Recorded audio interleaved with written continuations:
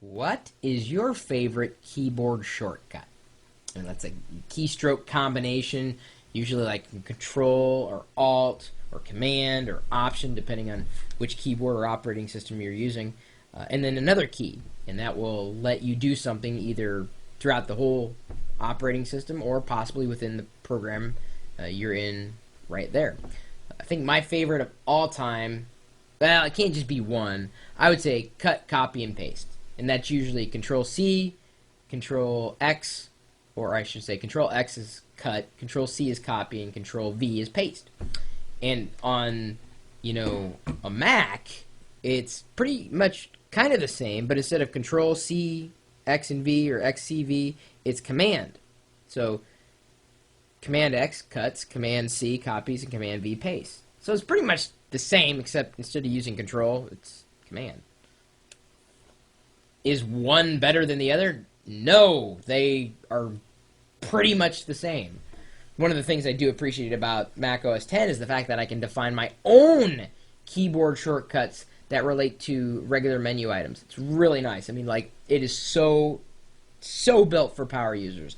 I love my keyboard shortcuts, and I think everything that I've seen, a lot of programs developed for Mac OS X are built around the idea of using keyboard shortcuts to get things done quicker.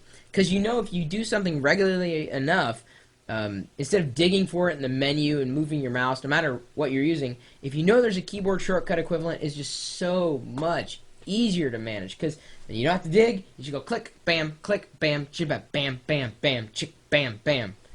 That's the keyboard shortcut dance. It's coming out on CD next week. I've got some tips, keyboard shortcut tips, submitted by Moonzy. I'm not sure how to say that. He says that he's talking specifically about the Mac shortcuts, but there's likely going to be equivalents for you on Windows as well. He notes Option left and right arrows for text editing. These scoot you back and forth through the text one word at a time. And so if you're editing a document and you need to move back and forth, you hold Option, the Option key, I suppose on either side, and then move the cursor keys back and forth. In Windows, I think it is Control back and forth will move you between words. Is that right? And if you can, Windows folk, confirm that. I've only got Windows mapped to VMware in here, but that's been the hardest part about making the transition, is that I have to get used to using different command keys for some things. Like, I'll still use it this way. And it's like and I'm pretty sure it's Control, because I had to unhook the Spaces feature in Mac OS X today because I got tired of flipping desktops. I'm like, ugh! So now on Mac OS X, when I use Control back or Control left right, it takes me to either home or to the end of the line, whereas Option moves you back and forth between words. It's just retraining your brain.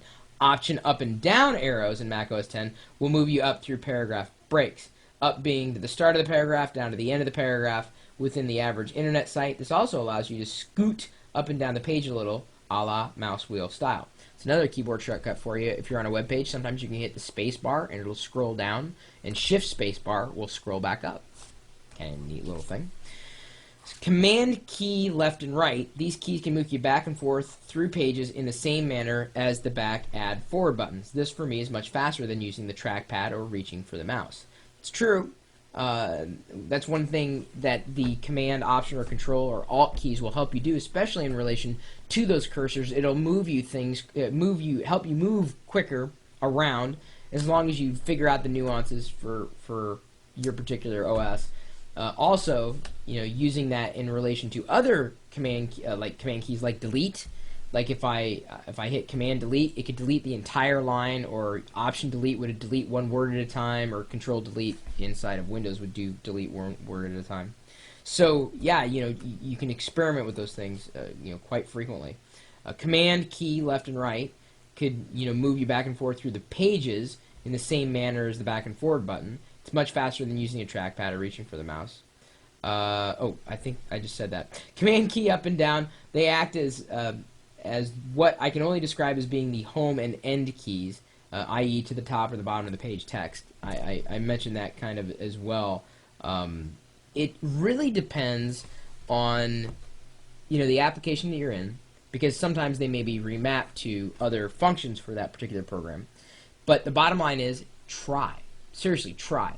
If you start maneuvering your cursor using Control, Alt, Option, Command, whatever you're going to use, and then the cursor keys, you're going to find yourself navigating text so much quicker. In fact, sometimes I'm so resolute on using the right keyboard shortcut, I will mess around with it. It would have taken me less time to move the mouse to the point where I wanted my cursor, my I-beam to be.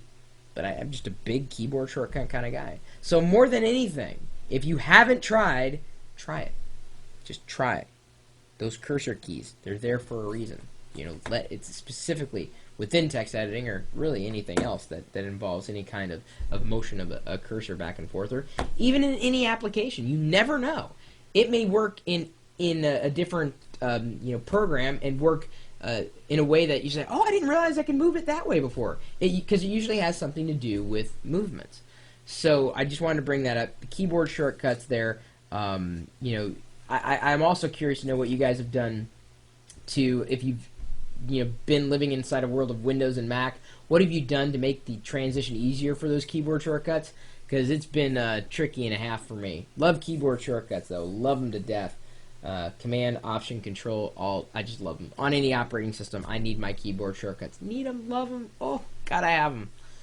So anyway, my email address is chris@pirillo.com. If you've got any other things that, we really got to bring up, just things that most people don't do, but if they did, would speed up their productivity like by a factor of 10, keyboard shortcuts is one of those.